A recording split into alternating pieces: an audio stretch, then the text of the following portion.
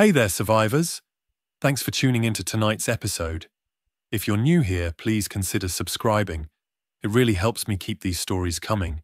And while you're here, let me know in the comments where you're listening from. Now, let's get started. The city was a graveyard. Washington, D.C., once the beating heart of a nation, lay in ruins. The Capitol dome was a hollow shell, its marble cracked and blackened by fire. The streets were rivers of dust, lined with rusted cars and bones bleached by half a century of sun. Nature had crept back, vines curling over monuments, trees splitting asphalt, but the silence was never complete. Somewhere in the distance, the moans of the infected drifted like a warning carried on the wind. Beneath the ruins, hidden deep under the Library of Congress, the last archive endured. The vault had been built in the early days of the outbreak, when governments still believed they could outlast the plague. Engineers had reinforced the underground chambers with steel and concrete, sealing away books, digital servers, and artifacts of human history. It was meant to be a time capsule, a seed for the future. Few believed it would survive. Fewer still believed anyone would remain to guard it. And yet, Eleanor Briggs remained. She was 73 years old, her hair silver, her back bent, but her eyes still sharp. Once she had been a junior archivist, cataloguing manuscripts no one read anymore. When the world collapsed, she had fled underground with a handful of others. Decades passed. The others died, some to sickness, some to despair, some to the claws of the infected when they ventured too far above. Eleanor alone endured. She moved slowly through the vault, her lantern casting long shadows across rows of shelves. Books lined the walls, their spines faded but intact. Hard drives hummed softly in climate-controlled cases, powered by solar panels hidden on the roof above. She checked them daily, her ritual as sacred as prayer. "This is what's left of us," she whispered, her voice echoing in the silence. Words, memory, truth. Her voice was hoarse from disuse. She rarely spoke anymore, except to herself, or to the recorder she kept on her desk. Each night she documented the state of the archive, her voice a thread of continuity in a world unraveling. "Day 18,262, she said into the recorder, her tone steady. "The archive remains intact, power stable, no breaches today. The infected linger near the mall, but they do not descend. I remain vigilant." She clicked it off, setting it beside a stack of notebooks. Her handwriting filled hundreds of volumes, a chronicle of 50 years of survival. She had written of the fall of cities, of the last radio broadcasts, of the silence that followed. She had written of the infected, how they changed, how they adapted. She had written of the loneliness, the crushing weight of being the last. Sometimes she wondered if anyone would ever read her words. Above, the world had forgotten itself. Generations had grown up in scattered settlements, clinging to scraps of survival.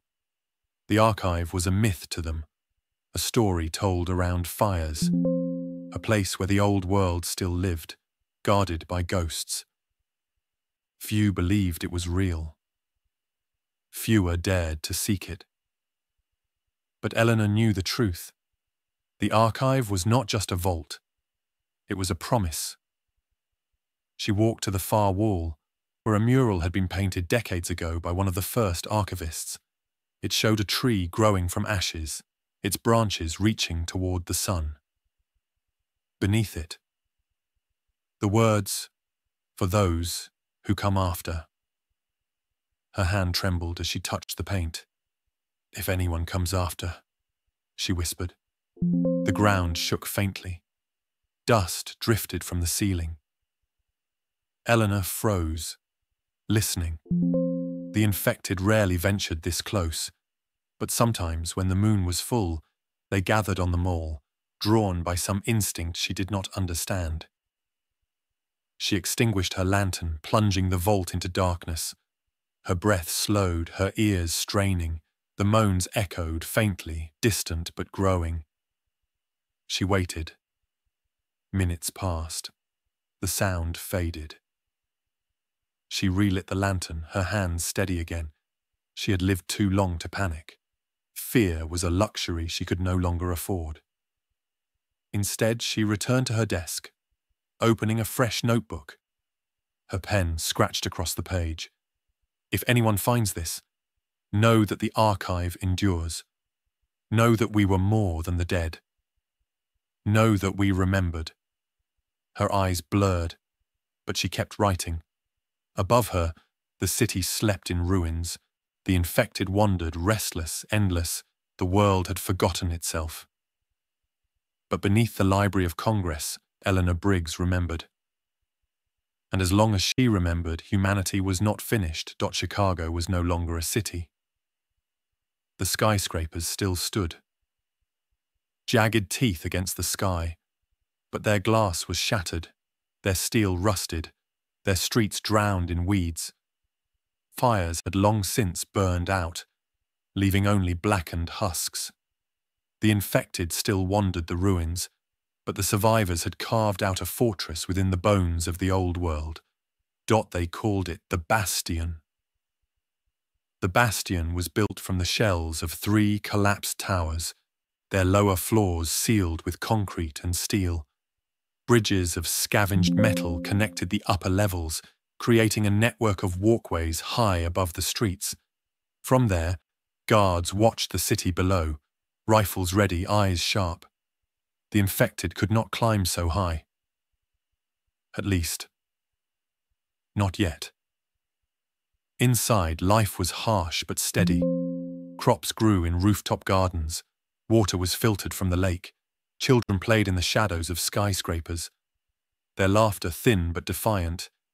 The Bastion was not paradise, but it was survival. Caleb Mercer had never known anything else. He was 19, tall and wiry, with dark hair that fell into his eyes. His father had died on a supply run when Caleb was a boy. His mother had raised him with stories of the old world, stories of cars that flew down highways, of lights that never went out, of books that told the truth of who they were. She had died 2 winters ago, leaving Caleb with nothing but her words. Now he scavenged. He and his friends, Naomi Reyes and Marcus Holt, were among the youngest scavenger teams in the Bastion. They moved through the ruins, searching for food, tools, anything that could keep the settlement alive another day. Naomi was fierce, her hair cropped short, her eyes sharp as glass. She carried a bow she had built herself, its string made from scavenged wire. She trusted no one but Caleb and Marcus, and even then, only halfway. Marcus was heavier, broad-shouldered, with a laugh that carried even in the ruins. He carried a sledgehammer instead of a rifle, claiming it never jammed, never ran out of bullets. He was reckless but loyal. Together they were family. On this day they moved through the ruins of an old library. The shelves were broken, the books rotted, their pages scattered like leaves. Caleb ran his fingers across the spines, his chest tight. "Think any of this is worth taking back?" Marcus asked, kicking at a pile of mouldy paper. Naomi shook her head. "The council doesn't care about books. They want food, ammo, medicine, not stories." Caleb hesitated. Maybe stories matter too. Naomi gave him a sharp look. "Not when you're starving." But Caleb couldn't let it go. His mother's voice echoed in his mind. "We are more than survival. We are memory." He pulled a half-intact book from the rubble, brushing off the dust. The title was faded, but the words still clung to the page. He slipped it into his pack. That night, back in the Bastion, the scavengers gathered in the mess hall. The council sat at the head table, their faces stern, their voices sharp. They listened to reports of food shortages, of infected sightings, of broken defenses. When Caleb's team stepped forward, Marcus dropped their haul onto the table. Cans of food, a box of nails, a cracked water filter. The council nodded, satisfied. Then Caleb pulled out the book. The room fell silent. One of the elders, a man named Harlan, sneered. "What is this?" "A book," Caleb said quietly, "from the old world." Harlan's lip curled. "We don't waste time on relics. We need food, not fairy tales." Caleb's chest tightened. But what if there's more? What if there's a place where the old world still lives? A place where our history is kept safe? The council murmured, uneasy. Naomi stepped forward, her voice sharp. "He's talking about the archive." The word hung in the air like a curse. The archive was a myth, a story whispered around fires, a vault where the old world's knowledge was preserved, a place guarded by ghosts. Most dismissed it as fantasy, but some believed. Harlan slammed his fist on the table. "Enough. The archive is a lie. Chasing it will get you killed. We survive here, or we don't survive at all." The meeting ended in silence. Later, on the rooftop, Caleb sat with Naomi and Marcus, the book in his lap. The city stretched before them, endless ruins under a blood-red sky. Naomi's voice was low. "You really believe it's out there?" Caleb nodded. "I have to. If all we do is survive, then what's the point?" Marcus sighed, leaning on his hammer. "If we go looking, we'll probably die." Caleb looked at the horizon, his jaw tight. "Then we die trying." The wind howled through the ruins, the infected moaned in the distance, and in the shadows of the bastion, the first sparks of rebellion flickered. The bastion's council chamber was a hollowed-out boardroom on the 30th floor of a ruined skyscraper. The windows had long since shattered, replaced with sheets of scavenged steel. A single lantern burned at the center of the table, its light flickering across the faces of the elders. Caleb, Naomi, and Marcus stood before them, their scavenger packs still slung over their shoulders. The book Caleb had found lay on the table, its spine cracked, its pages yellowed. The elders stared at it as if it were a dangerous weapon.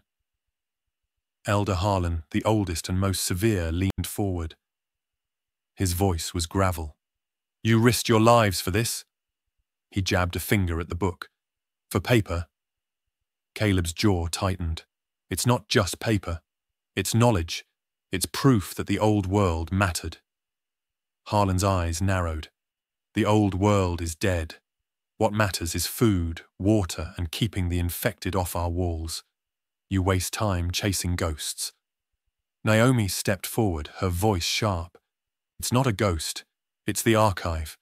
We've all heard the stories." The room stirred. The word carried weight. Some of the younger council members shifted uneasily, while the older ones scowled. Elder Miriam, her hair white but her eyes still kind, spoke softly. "The archive is a myth, child. A story told to give hope when there was none. 50 years have passed. If such a place ever existed, it is dust now." Caleb shook his head. "What if it's not? What if it's real? What if everything we've lost, our history, our science, our stories, is still out there waiting to be found?" Harlan slammed his fist on the table. "And what if it's not? What if you lead our young into the wasteland chasing lies? How many will die for your fantasy?" The lantern flickered, shadows dancing across the walls. Marcus shifted uncomfortably. "We're not saying everyone should go. Just us. Let us try." Harlan's glare cut through him. "You think you're the first to dream of leaving? Every year some fool believes they can find salvation beyond these walls, and every year we bury them, if we're lucky enough to get the bodies back." The words hung heavy in the air. Naomi's voice was low but steady. Maybe they failed because they didn't believe enough. Maybe they failed because they didn't know where to look. But we do. We have a direction, east, toward DC. The council erupted in murmurs. DC was a cursed name, a place whispered about, but never approached. It was said to be crawling with millions of infected, a graveyard of armies. Elder Miriam's voice trembled. Child, no one who goes east returns. Caleb's eyes burned. Then maybe it's time someone did. The silence that followed was suffocating. Finally, Harlan stood. His voice was iron. Hear me well. The archive is a lie. The bastion is all that remains. If you speak of this again, if you spread this poison among the people, you will be exiled. Do you understand? Caleb's fists clenched. Naomi's jaw tightened. Marcus looked at the floor. Yes, Elder, Caleb said, though the words tasted like ash. The meeting ended. The 3 scavengers were dismissed, their book confiscated, their hope dismissed as madness. But the fire had already been lit. That night, on the rooftop gardens, Caleb sat with Naomi and Marcus. The city stretched before them, endless ruins under a blood-red sky. The infected moaned faintly in the distance, their voices carried on the wind. Naomi's voice was sharp. They'll never let us go, not with their blessing. Marcus sighed, leaning on his hammer. Maybe they're right. Maybe it's suicide.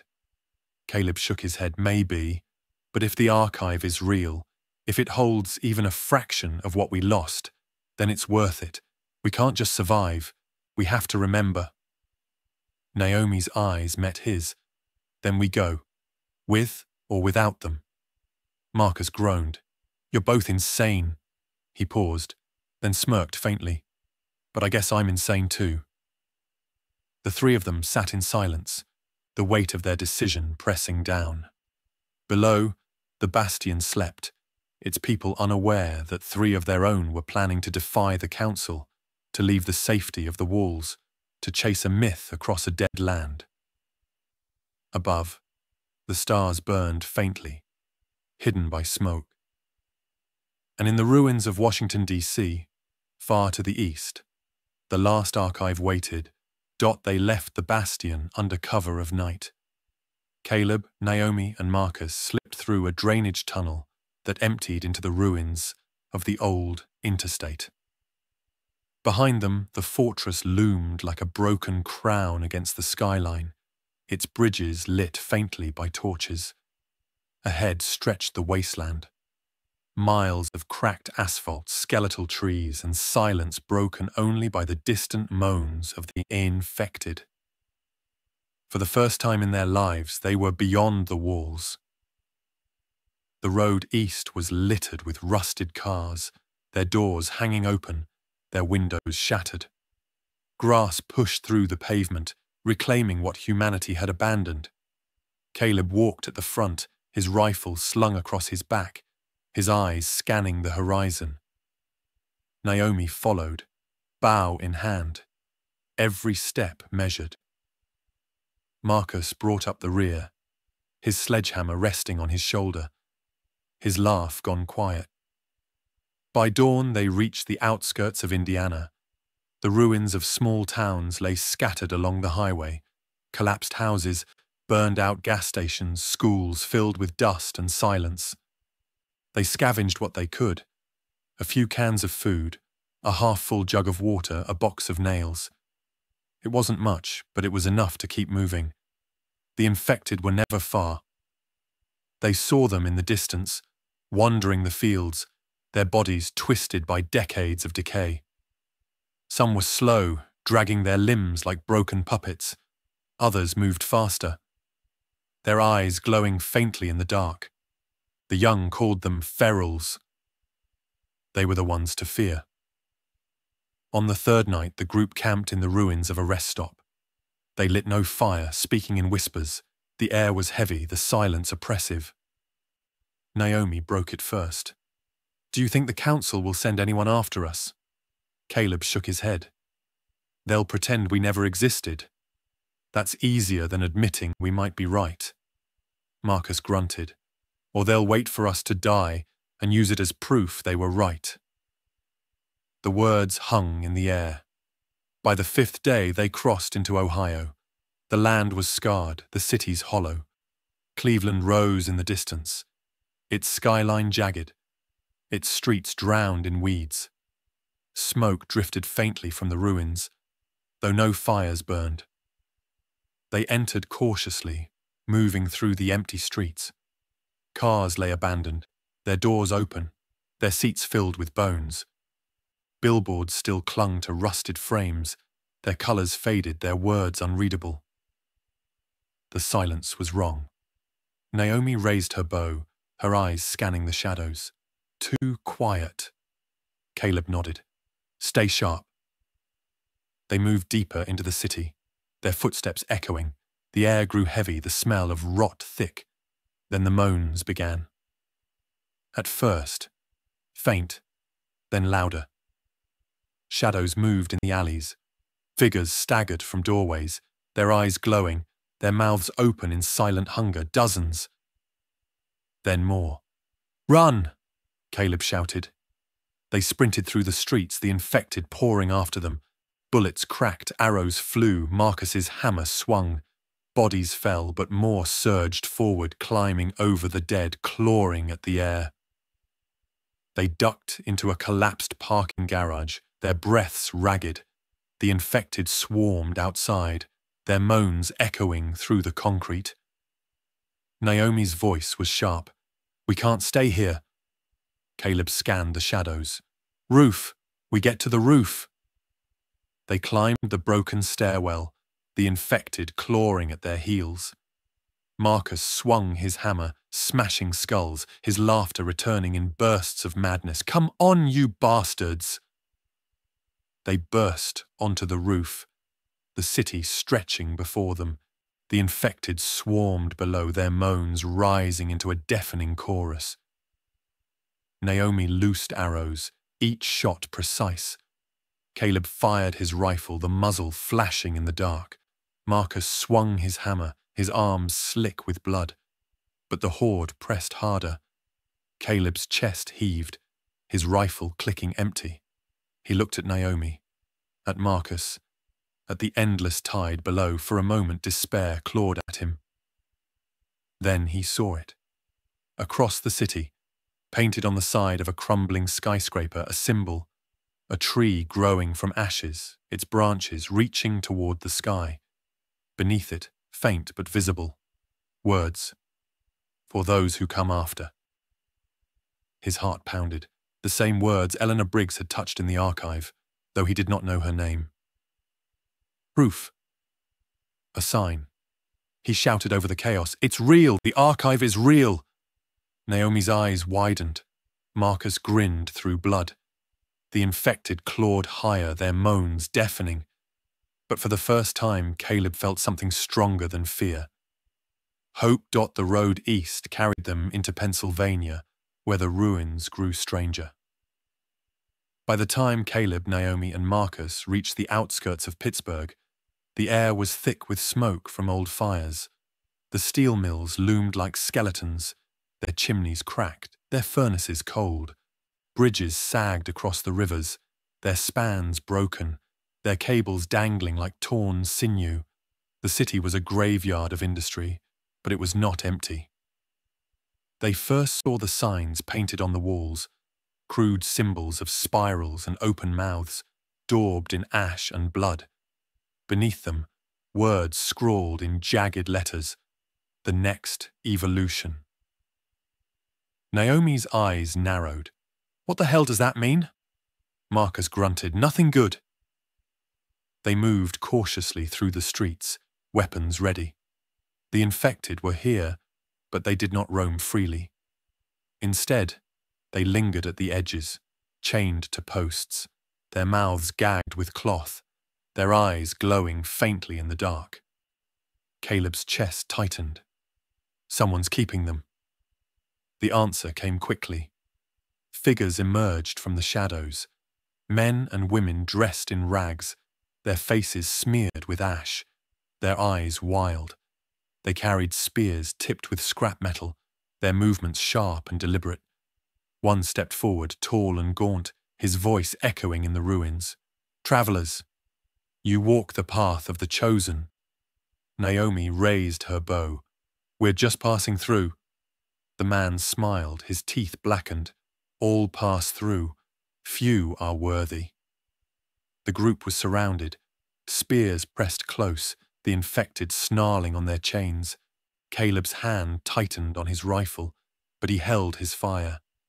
The gaunt man gestured. "Come, the shepherd will decide."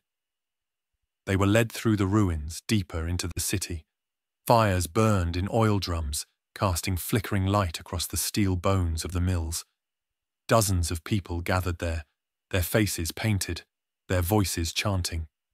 At the center stood a figure draped in tattered robes, his head shaved, his eyes burning with fanatic light. The shepherd. He raised his arms, his voice booming. "Brothers and sisters, the old world is gone. The weak clung to their books, their machines, their walls. But the dead are stronger. The dead endure. They are the next evolution. And we," he spread his arms wide, "we are their prophets." The crowd roared, their voices echoing through the steel halls. Caleb's stomach turned. He whispered to Naomi, "They worship them." The shepherd's eyes fell on the newcomers. "Travelers, you come from the west, from the bastion perhaps." Caleb hesitated. "We come from the ruins. We seek only passage." The shepherd smiled. "All seek passage. Few find it. But you are blessed. You stand at the threshold of truth. The dead are not our enemies. They are our salvation. To resist them is to deny the future. To embrace them is to become eternal." Naomi's voice was sharp. "They're monsters. They kill, they destroy." The shepherd's smile widened. "And yet they endure. 50 years, and still they walk. Can you say the same for your kind? How many of you remain? How many of you starve, hiding behind walls, clinging to scraps? The dead are the future. We are the bridge." The crowd chanted, their voices rising. "The bridge! The bridge!" Marcus muttered, "These people are insane." The shepherd raised a hand, silencing the crowd. "You will stay with us tonight. You will see the truth. And perhaps you will join us." They were led to a corner of the mill, given water and stale bread. The infected snarled nearby, their chains rattling. Caleb sat in the shadows, his chest tight. Naomi whispered, "We can't stay here." Caleb nodded. "We leave at dawn." But dawn came too late. That night the shepherd gathered the crowd. Fires roared, drums pounded, voices chanted.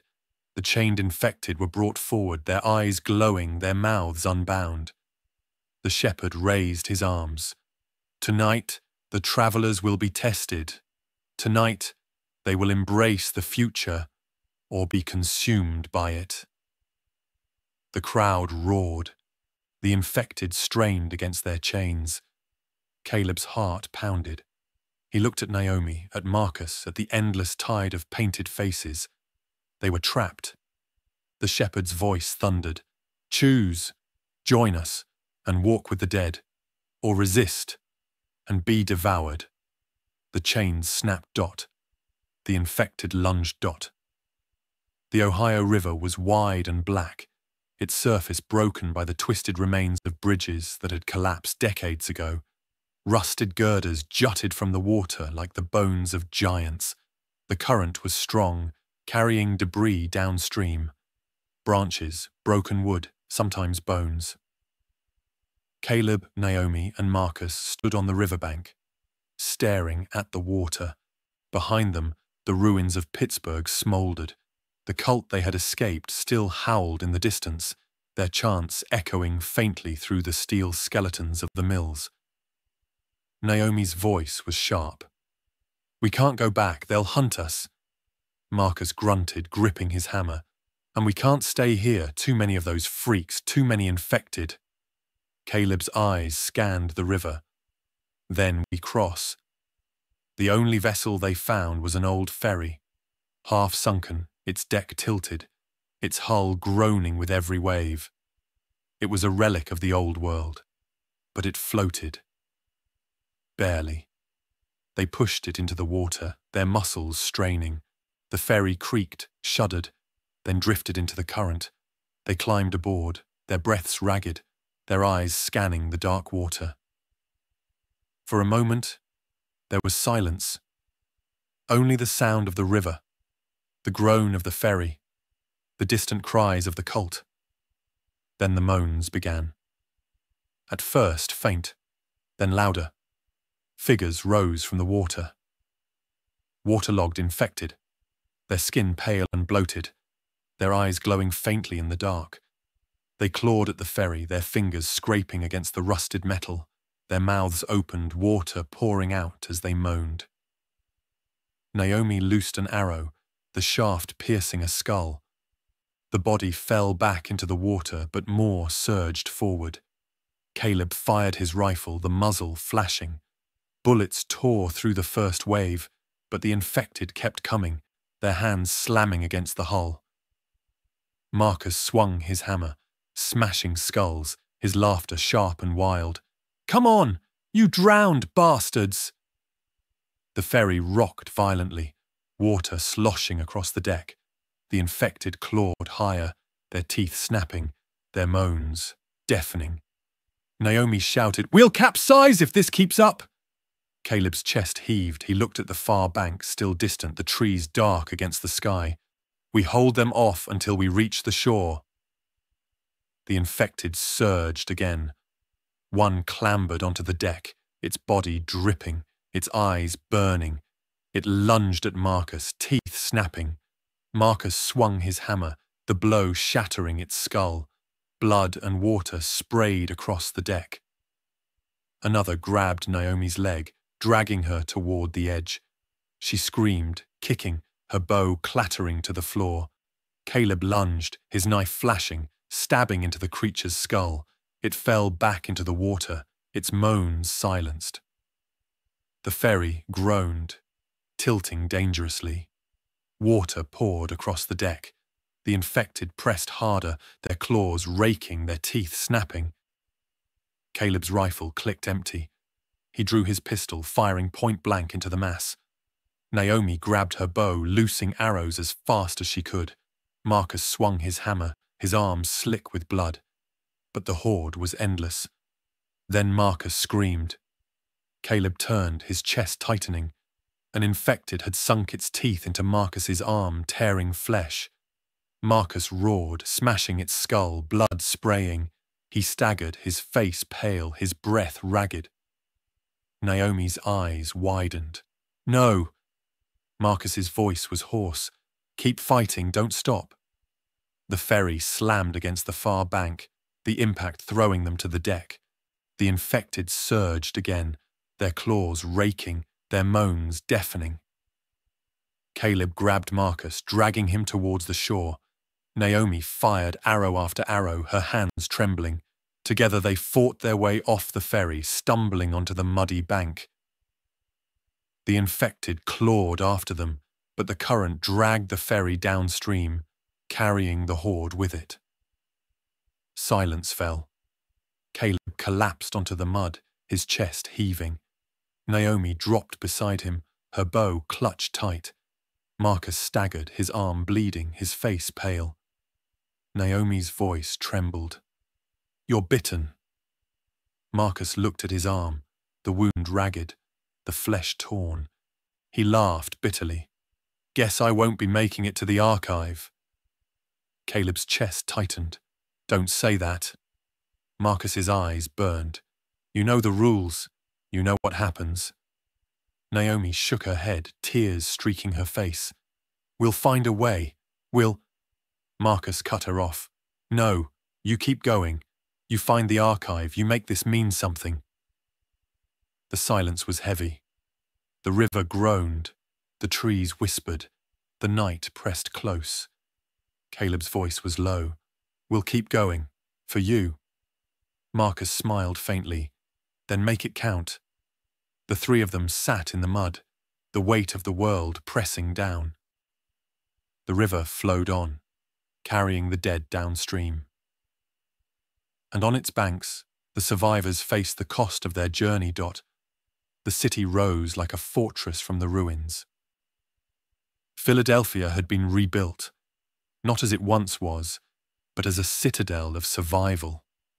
The old skyscrapers were gutted, their upper floors sealed with steel and concrete. The streets below were barricaded with buses, shipping containers, and walls of welded scrap. Watchtowers loomed at every corner, their searchlights sweeping the ruins. For Caleb, Naomi, and Marcus, stumbling through the gates after weeks on the road, it felt like stepping into another world. The guards stripped them of weapons, checked them for bites, then led them through the barricades.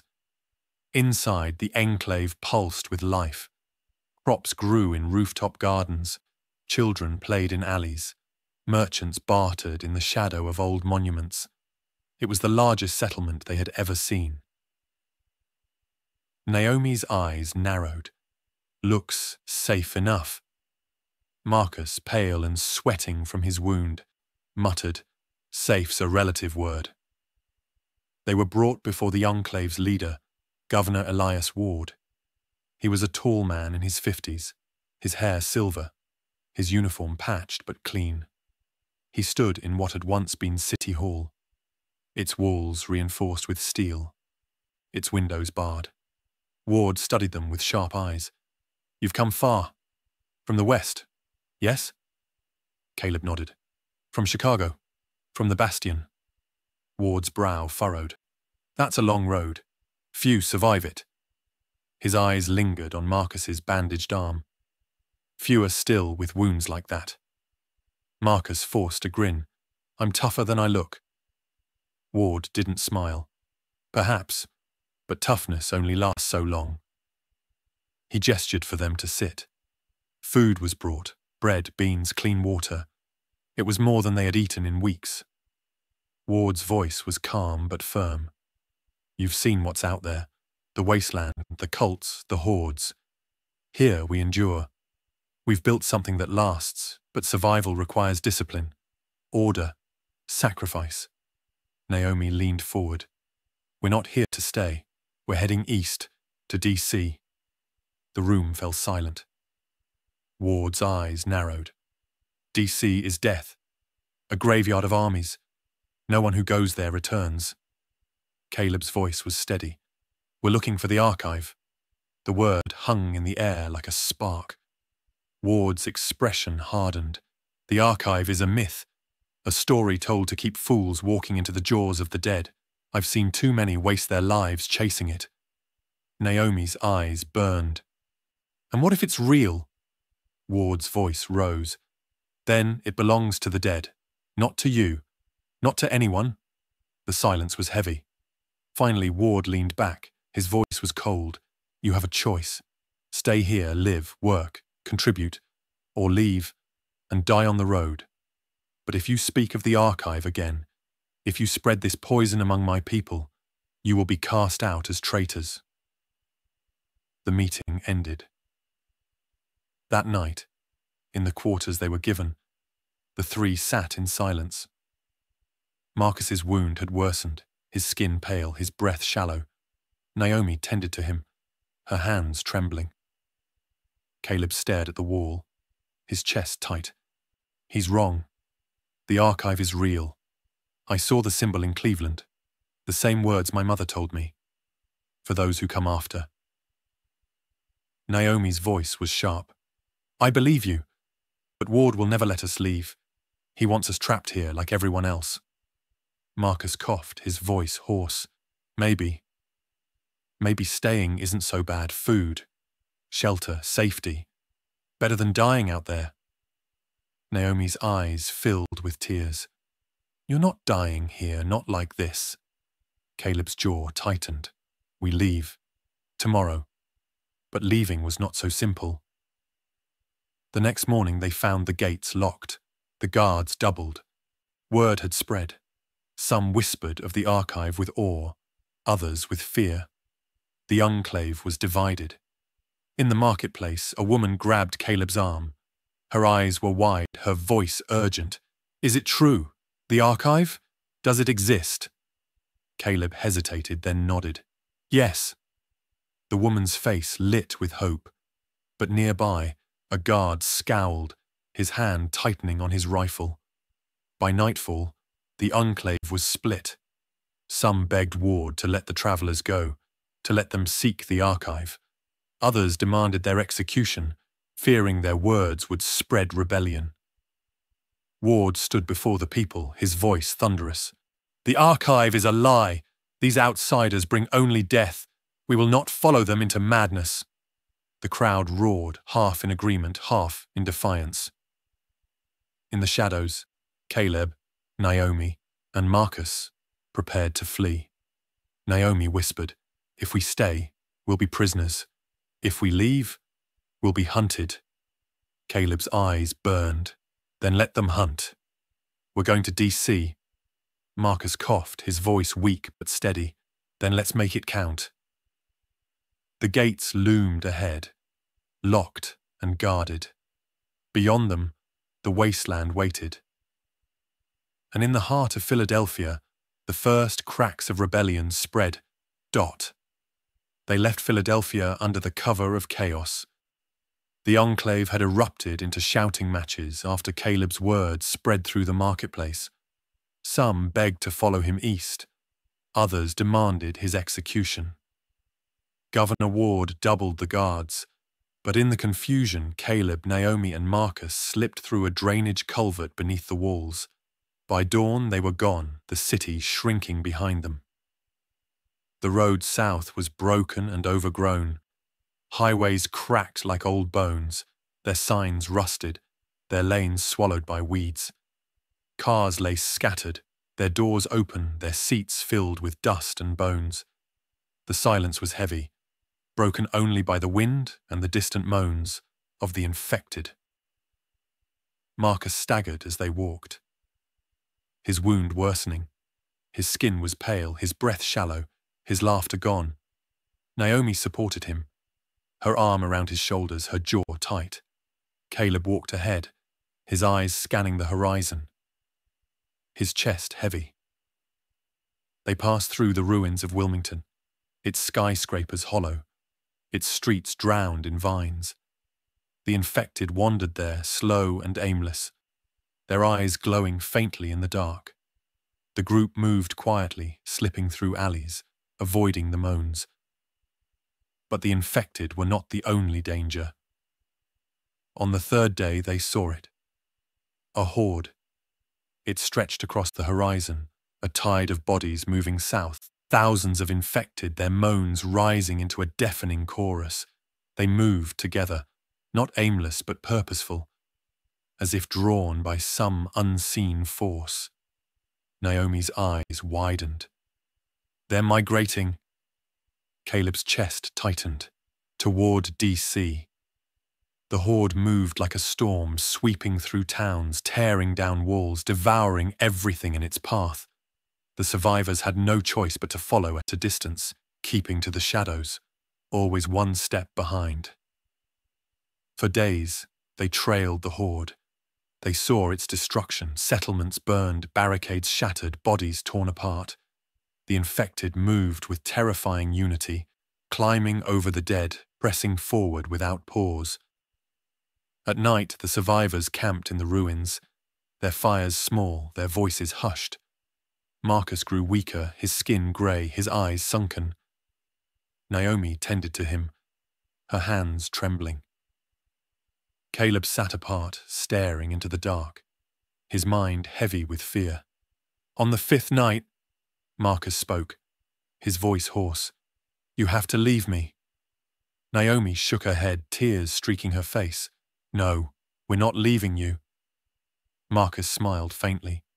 "You have to. I can't keep up. I'll slow you down. And when I turn," his voice broke, "I don't want to hurt you." Caleb's chest ached. "Don't say that." Marcus's eyes burned. "Promise me, when it happens, don't hesitate." The silence was heavy. The fire crackled. The horde moaned in the distance. The night pressed close. Naomi whispered, "We promise." The next morning they moved on. Marcus walked slower, his steps unsteady, but he did not complain. His hammer still rested on his shoulder, though his grip was weak. By afternoon they reached the outskirts of Baltimore. The city was a ruin of collapsed bridges and burned-out buildings. Smoke drifted from the ruins, the air thick with ash. The horde had passed through, leaving only silence and death. Caleb's chest tightened. If they're heading to DC, we'll have to go through them. Naomi's jaw set. Then we go through. They moved cautiously through the ruins, their eyes scanning the shadows. The infected lingered there, stragglers left behind by the horde. They moved slowly, their moans faint, their eyes dull. The survivors slipped past them, silent as ghosts. But the horde was never far. That night, as they camped in the ruins of a church, the ground shook faintly. The moans rose, louder, closer. The horde was coming. Caleb's chest heaved. "We can't outrun them." Naomi's eyes burned. "Then we hide. We wait for them to pass." They huddled in the shadows, their breaths shallow, their hearts pounding. The horde swept past, a tide of bodies filling the streets, their moans deafening, their eyes glowing in the dark. Caleb clutched his rifle, his knuckles white. Naomi held Marcus close, her tears silent. The infected pressed past, endless, unstoppable. Hours passed. The horde moved on, its moans fading into the night. Silence returned. Caleb's chest ached, his mind heavy. The horde was heading to DC. The archive lay in their path. And if the archive fell, humanity's last hope would fall. With it, Baltimore was already broken when they arrived. The bridges sagged into the harbour, their spans collapsed, their steel twisted. The skyscrapers were hollow shells, their windows shattered, their walls scorched by fire. The streets were littered with rusted cars, their doors open, their seats filled with bones. The air was thick with smoke, the smell of ash and rot clinging to every breath. Caleb, Naomi, and Marcus moved cautiously through the ruins, their weapons ready. The city was silent, too silent. The horde had passed through, leaving only death in its wake. But silence was never safety. They found survivors in the ruins of an old police precinct. Dozens of men, women, and children huddled behind barricades of desks and filing cabinets, their faces hollow, their eyes wide. They had fought the horde and lost. Now they clung to the last scraps of safety, their voices hushed, their hope fading. A woman stepped forward, her face streaked with ash. "You're not from here." Caleb shook his head. "We're passing through, heading south." The woman's eyes burned. "Then you're walking into death. The horde is coming back. They always come back." Naomi's jaw tightened. "Then we fight." The survivors looked at her with disbelief. They had fought before, and they had lost. But Caleb's voice was steady. "If we run, we die. If we fight, maybe we live." The survivors hesitated. Then, slowly, they nodded. They prepared the barricades, reinforcing the doors, stacking debris against the windows. Naomi strung her bow, her hands steady. Marcus leaned on his hammer, his breath shallow, his skin pale. Caleb checked his rifle, his chest heavy. The moans began at dusk. At first, faint, then louder. The horde returned. They poured into the streets, thousands of them, their eyes glowing, their mouths open in silent hunger. They moved together, not aimless, but purposeful, pressing forward like a tide. The survivors fired from the windows, bullets tearing through the first wave. Naomi loosed arrows, each shot precise. Caleb's rifle roared, the muzzle flashing in the dark. Marcus swung his hammer, his laughter sharp and wild. The infected pressed harder. They slammed against the barricades, their claws raking, their teeth snapping. The walls shook, the doors groaned, the survivors screamed. Caleb shouted, "Hold the line!" The barricades buckled, the infected poured through. The precinct erupted in chaos. Gunfire cracked, arrows flew, hammers swung. The infected clawed and bit, their moans deafening. Survivors fell, dragged into the mass, their screams cut short. Caleb fought at the front, his rifle blazing, his knife flashing. Naomi fired from the stairs, her arrows piercing skulls. Marcus roared, his hammer smashing, his blood spraying. But the horde was endless. The survivors faltered, the barricades collapsed. The infected surged deeper, their claws raking, their teeth snapping. Caleb's chest heaved. He looked at the survivors, at Naomi, at Marcus. He saw fear in their eyes, despair in their faces. And he knew, if they broke now, they were finished. He raised his voice, his words cutting through the chaos. "We are not done. We are not broken. We fight, or we die." The survivors looked at him, their eyes wide. For a moment, silence. Then slowly, they roared. They fought with renewed fury. Guns blazed, knives flashed, fists swung. The infected fell, their bodies piling high. The survivors pressed forward, their voices defiant. Caleb led them, his rifle blazing, his voice steady. Naomi fought beside him, her arrows sharp, her eyes burning. Marcus roared, his hammer smashing, his laughter echoing. The battle raged for hours. The infected pressed harder, but the survivors held. The precinct shook, the walls cracked, the air filled with smoke and blood. At last, the horde faltered. The bodies piled too high, the flames too hot. The infected staggered back, their moans fading into the night. Silence fell. The survivors collapsed, their breaths ragged, their faces streaked with ash and blood. Dozens were dead, but dozens still lived. Caleb stood among them, his chest heaving, his eyes burning. He had led them. He had kept them alive. Naomi's voice was low. "You're their leader now." Caleb shook his head. "I'm just a survivor." Marcus coughed, his voice hoarse. "No, you're more than that. You gave them hope." The survivors looked at him, their eyes filled with something new. Not fear, not despair. Faith. Caleb's chest tightened. He had not asked for this, but it was his now. The horde was still out there, moving south toward DC. The archive lay in their path, and Caleb knew. The fight was only beginning hot. Washington, D.C. was a graveyard of nations. The survivors reached the outskirts at dawn, the sun bleeding red across the horizon. The city stretched before them, a wasteland of shattered monuments and burned-out tanks. The Capitol dome was a hollow shell, its marble cracked, its roof collapsed. The White House was a blackened husk, its windows shattered, its walls scarred by fire. The National Mall was a field of bones, the grass long since devoured by ash. Caleb stood at the edge of the ruins, his chest tight. This is it. Naomi's eyes scanned the horizon, her bow clutched tight. The heart of the old world. Marcus leaned on his hammer, his breath shallow, his skin pale. His wound had worsened, his strength fading, but his eyes still burned. "Then let's finish it."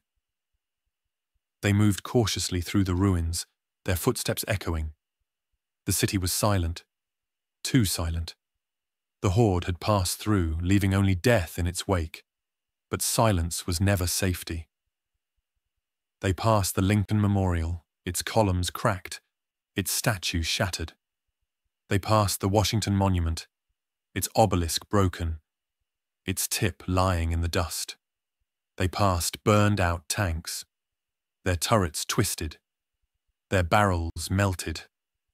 The city was a battlefield frozen in time. At the center lay the Library of Congress. Its grand facade was cracked, its windows shattered, its roof collapsed. Vines crawled across its walls, trees split its steps, but the building still stood, defiant against the ruin. Caleb's chest tightened. This is it. The archive. Naomi's eyes narrowed. If it's real, it's here. They approached cautiously, their weapons ready. The doors were broken, the halls filled with dust and silence. Books lay scattered across the floor, their pages yellowed, their words fading.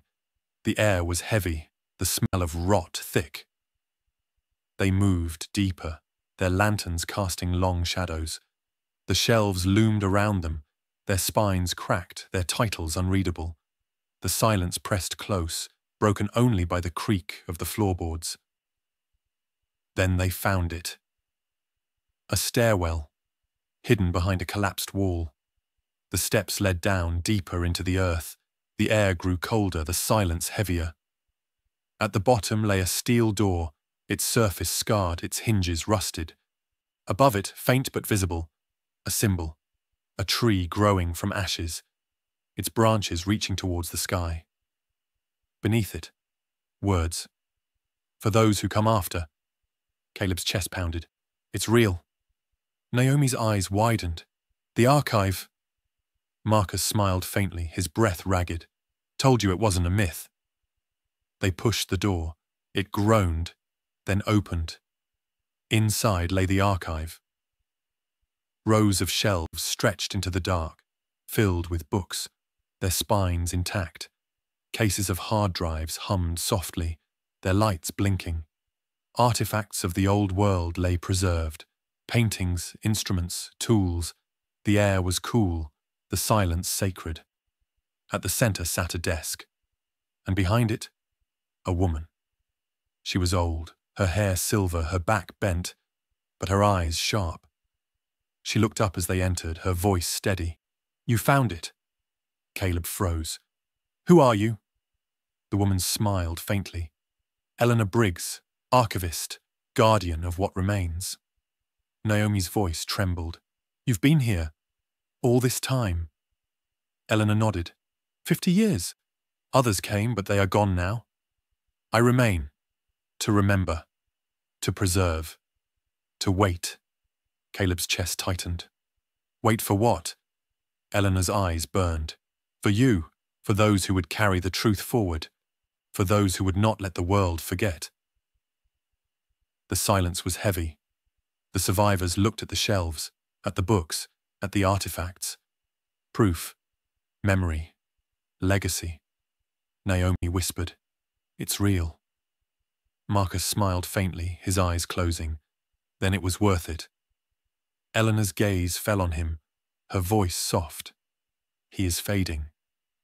Naomi's tears fell. He's been bitten. We couldn't stop it. Eleanor's eyes were steady. Then his time is short, but his journey is not wasted. He brought you here. Caleb's chest ached. What do we do now? Eleanor's voice was calm. You learn. You remember. You carry this forward. The world is broken, but it is not finished. The archive is not an end. It is a beginning. The survivors stood in silence, the weight of the moment pressing down. Above them, the city lay in ruins. The horde pressed closer, their moans rising in the distance. But beneath the Library of Congress, the archive endured. And with it the last hope of humanity. The steel door groaned shut behind them, sealing the survivors inside the archive. For a moment, silence reigned. The air was cool, dry, humming faintly with the sound of ancient machines still alive after half a century. The shelves stretched into the dark, filled with books, artifacts, and blinking servers. It was a cathedral of memory, untouched by the ruin above. Eleanor Briggs moved slowly through the aisles, her lantern casting long shadows. Her silver hair glowed in the light, her back bent but her steps steady.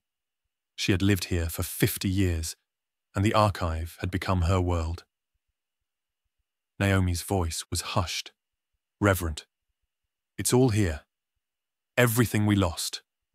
Eleanor nodded. "The knowledge of a fallen world, preserved, waiting. But knowledge is not enough. It must be carried forward. It must be earned." Caleb's chest tightened. "That's why we came, to carry it."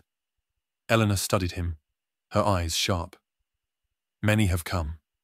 Few were worthy. Most sought power, weapons, secrets to rule the ruins.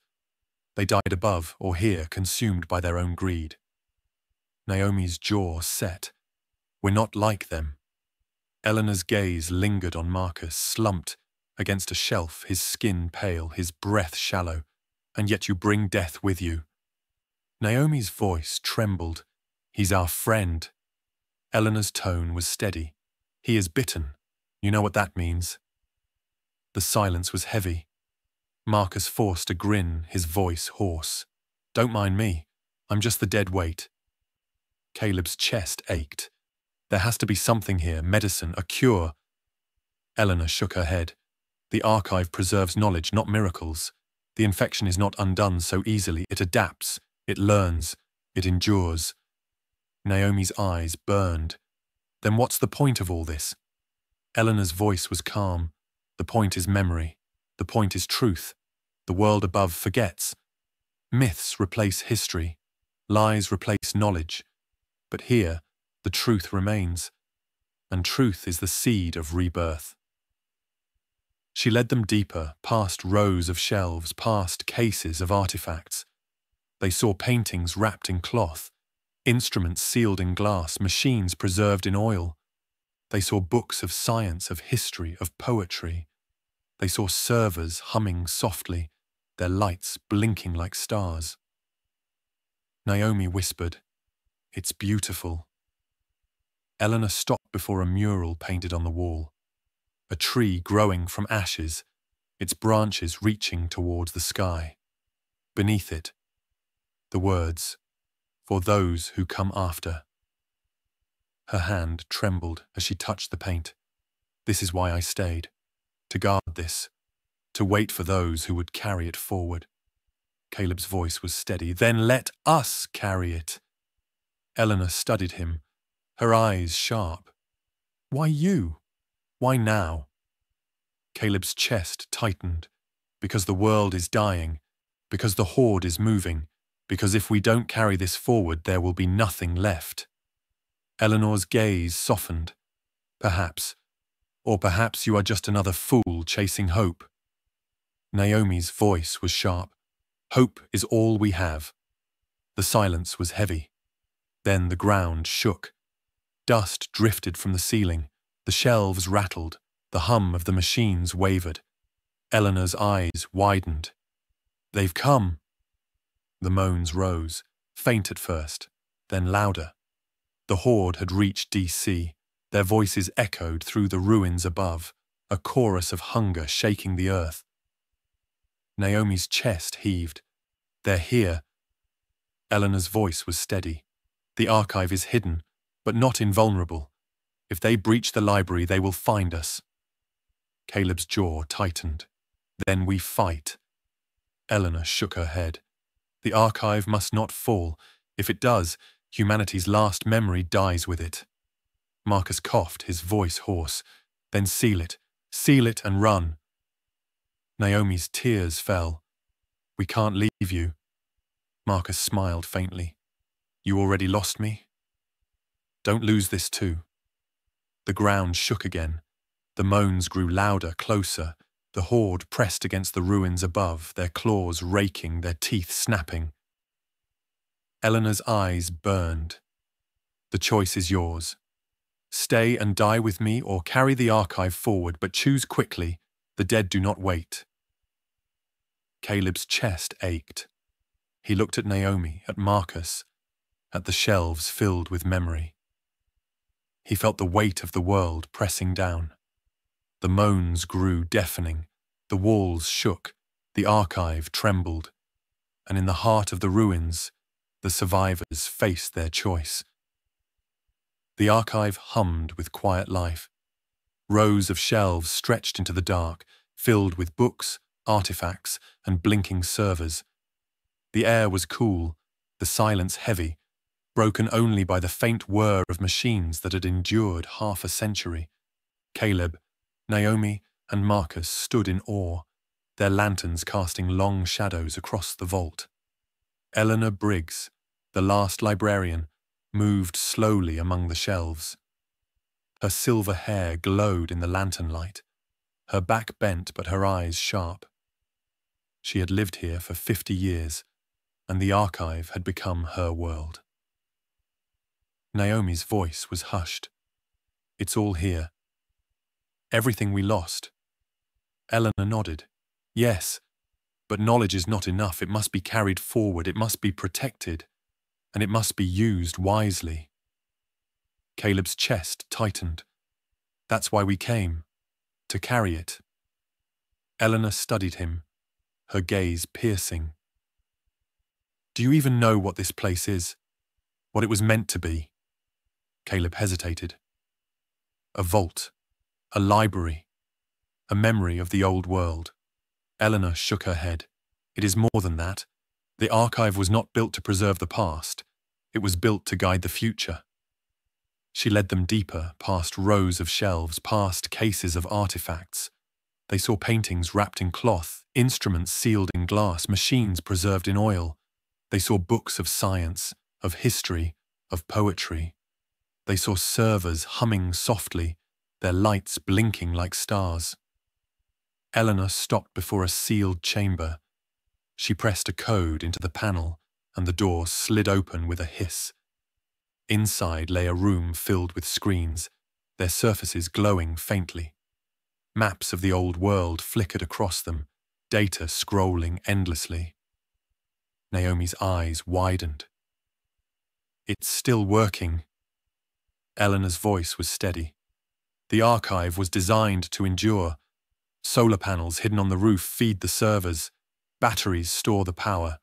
For 50 years, I have maintained them. Alone. Caleb's chest ached. Why? Why stay here all this time? Eleanor's eyes burned. Because the world forgets. Myths replace history, lies replace truth, but here the truth remains, and truth is the seed of rebirth. She turned to them, her gaze sharp.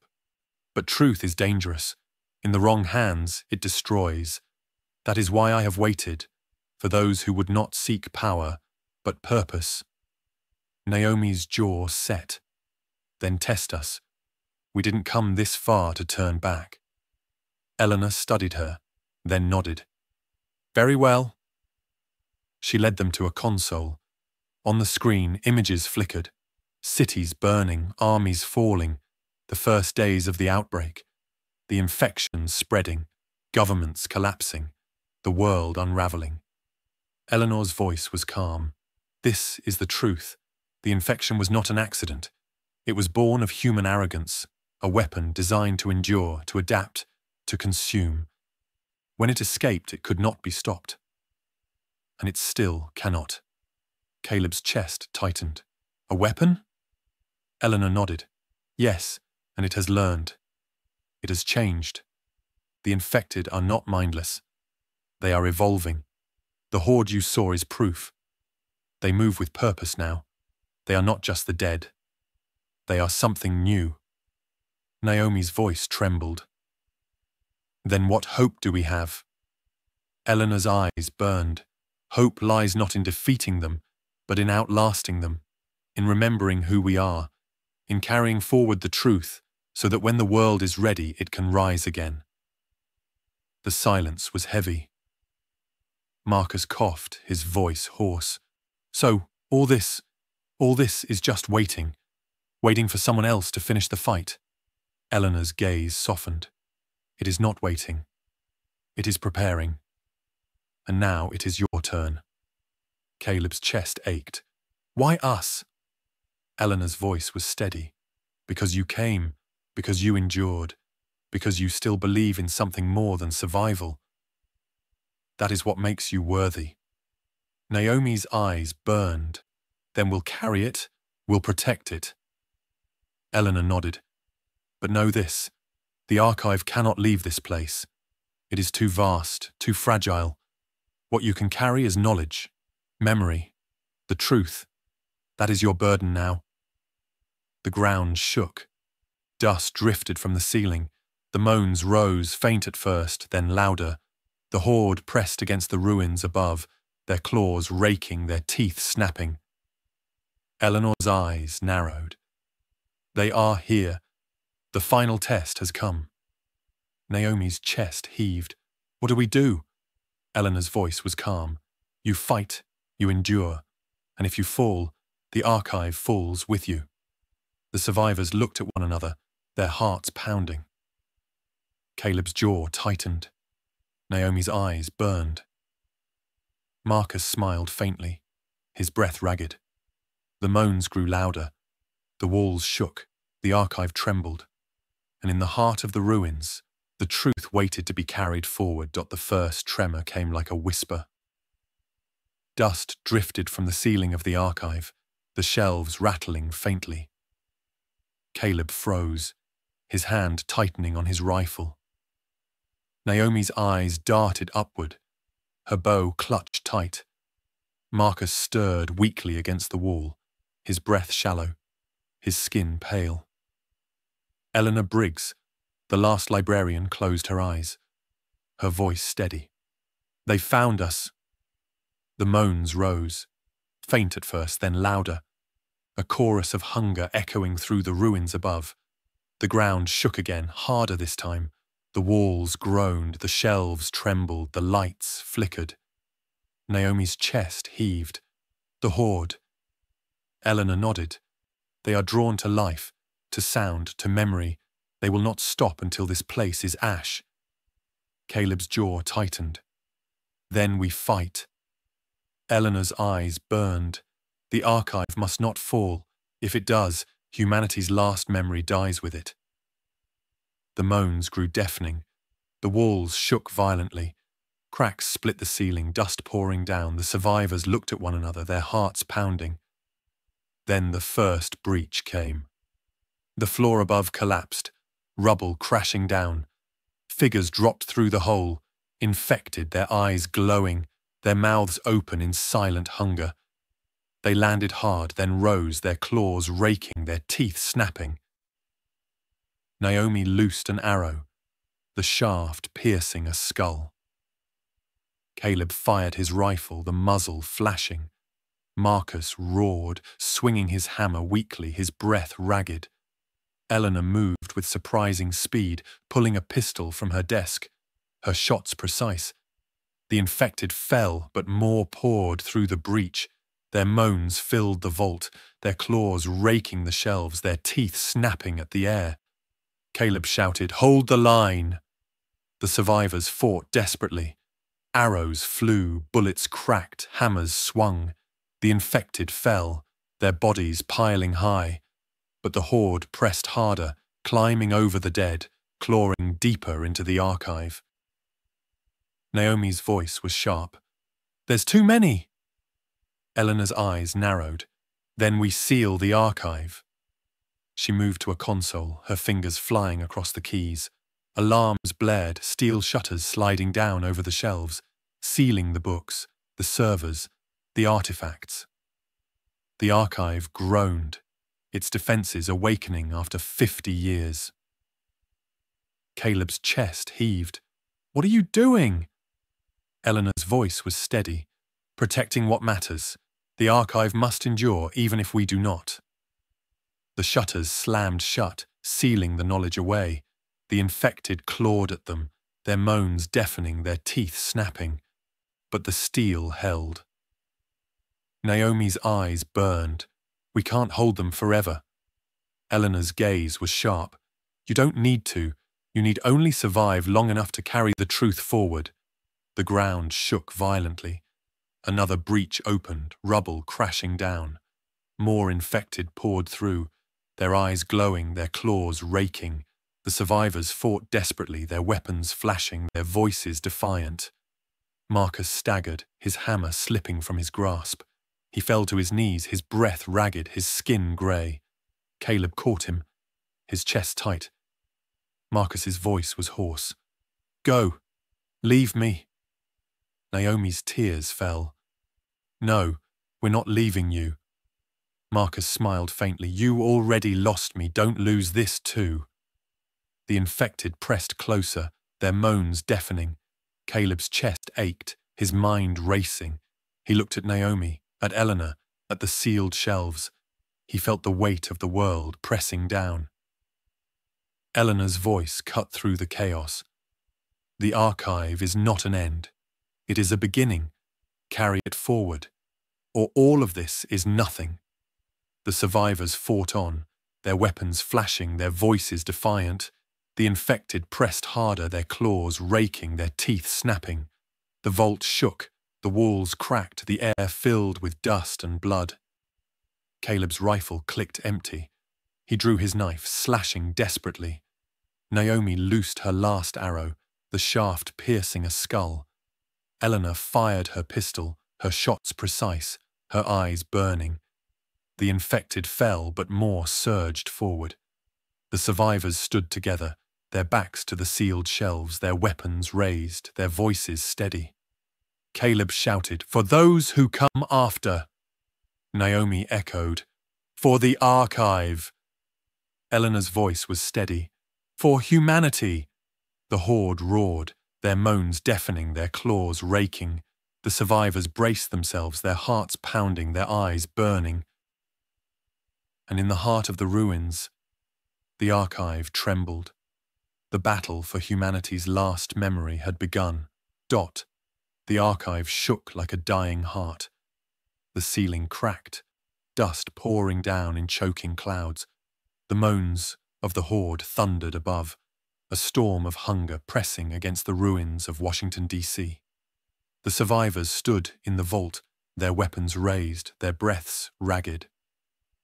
Eleanor Briggs, the last librarian, moved to the central console. Her silver hair glowed in the lantern light, her eyes sharp, her hands steady. She had guarded the archive for 50 years, and now its fate balanced on the edge of a knife. Naomi loosed an arrow, the shaft piercing a skull. Caleb fired his rifle, the muzzle flashing. Marcus staggered, his hammer slipping from his grasp, his breath shallow, his skin grey. The infected poured through the breaches, their eyes glowing, their claws raking, their teeth snapping. Caleb shouted, "We can't hold them!" Eleanor's voice was steady. "Then we seal it." She pressed a sequence on the console. Alarms blared, steel shutters sliding down over the shelves, sealing the books, the servers, the artifacts. The archive groaned, its defenses awakening after half a century. Naomi's chest heaved. "What are you doing?" Eleanor's eyes burned. "Protecting what matters. The archive must endure, even if we do not." The shutters slammed shut, sealing the knowledge away. The infected clawed at them, their moans deafening, their teeth snapping. But the steel held. Caleb's rifle clicked empty. He drew his knife, slashing desperately. Naomi loosed her last arrow, the shaft piercing a skull. Marcus roared weakly, swinging his hammer one final time, his laughter sharp and broken. The infected pressed closer, their claws raking, their teeth snapping. The survivors fell back, their backs to the sealed shelves, their weapons raised, their eyes burning. Eleanor's voice cut through the chaos. "Listen to me. The archive cannot fall. If it does, humanity's last memory dies with it. You must carry it forward, you must endure." Caleb's chest ached. "We can't leave you." Eleanor's gaze was sharp. "You must. I have lived my life. I have kept the memory. Now it is your turn." Naomi's tears fell. "No, we need you." Eleanor's voice was calm. "You need hope, and hope is not me. Hope is what I have preserved. Hope is what you will carry." The ground shook violently. Another breach opened, rubble crashing down. More infected poured through, their moans deafening, their claws raking. Eleanor moved to a lever on the wall. Her hand trembled, but her eyes were steady. This will seal the archive completely. The shutters will lock. The doors will close. Nothing will enter. Nothing will leave. Caleb's chest tightened. You'll be trapped. Eleanor smiled faintly. I was always trapped. This is where I belong. But you, her eyes burned. You belong out there, carrying the truth forward, for those who come after. Naomi's voice broke. Please. Eleanor pulled the lever. The archive roared. Steel doors slammed shut, sealing the vault. The survivors were shoved toward a narrow passage, a hidden escape tunnel leading upward. Eleanor stood at the console, her pistol in hand, her eyes burning. She shouted over the chaos. Go! Now! Caleb's chest ached. He grabbed Naomi, dragging her towards the passage. Marcus staggered after them, his breath ragged, his skin grey. The infected pressed closer, their moans deafening, their claws raking. Eleanor fired her pistol, her shots precise, her voice steady. For humanity! The survivors stumbled into the passage, the steel door slamming shut behind them. The last thing they saw was Eleanor, standing tall, her pistol blazing, her eyes burning. Then the door sealed, and she was gone. The passage was narrow, dark, filled with dust. The survivors stumbled upward, their breaths ragged, their hearts pounding. Caleb's chest ached, his mind heavy. Naomi's tears fell, her bow clutched tight. Marcus staggered, his hammer slipping from his grasp, his breath shallow. At last, they emerged into the ruins above. The city stretched before them, a wasteland of bones and ash. The horde pressed against the library, their moans deafening, their claws raking. But the archive was sealed, its steel doors unbroken, its memory preserved. Caleb collapsed onto the rubble, his chest heaving. Naomi dropped beside him, her tears falling. Marcus fell to his knees, his breath ragged, his skin grey. The silence was heavy. Naomi whispered, "She's gone." Caleb's eyes burned. "No, she endures, in here." He touched his chest. "In us." The horde roared, their moans echoing across the ruins. The survivors stood, their weapons raised, their eyes burning. The archive was sealed. Eleanor was gone. But the fight was not finished. The ruins of Washington, D.C. smouldered under a grey dawn. The Library of Congress was half collapsed, its facade cracked, its steps buried in rubble. The horde still pressed against its walls, their moans echoing across the National Mall. But the archive was sealed, its steel doors unbroken, its memory preserved. Caleb and Naomi stumbled through the ruins, their breaths ragged, their weapons slick with blood. Marcus staggered behind them, his skin grey, his breath shallow, his hammer slipping from his grasp. He had fought until the end, his laughter sharp and broken, but his strength was gone. They found shelter in the ruins of a broadcast station, its walls cracked, its roof half collapsed. The equipment inside was old but intact. Screens flickered faintly, radios hummed softly, antennas still reached towards the sky. Naomi's eyes widened. "It still works." Caleb's chest tightened. "Then we use it." They dragged Marcus inside, laying him gently on the floor. His eyes burned faintly, his breath ragged. He smiled weakly. "Guess this is it." Naomi's tears fell. "Don't talk like that." Marcus's voice was hoarse. "It's already done. You know it. I know it. But you..." His eyes burned. "You carry it forward. Make it count." Caleb's chest ached. "We will." Marcus's smile faded, his eyes closed, his breath stilled. The silence was heavy. Naomi's tears fell, her hands trembling. Caleb's jaw tightened, his chest heavy. They sat in silence, the weight of loss pressing down. Then Caleb stood. His eyes burned. "We send the message." They moved to the console, their hands trembling. Eleanor's words echoed in their minds. "The archive is not an end. It is a beginning." Naomi adjusted the dials, her fingers steady despite the tears. Caleb pressed the switch, his voice steady despite the ache in his chest. "This is Caleb Mercer, survivor of the Bastion. We have found the archive." The words echoed across the airwaves, carried on frequencies that had been silent for decades. Naomi's voice joined his, sharp and steady. "The archive is real. It endures beneath the ruins of Washington, D.C. It holds the memory of humanity, preserved for those who come after." Caleb's voice burned. "We are not finished. We are not broken.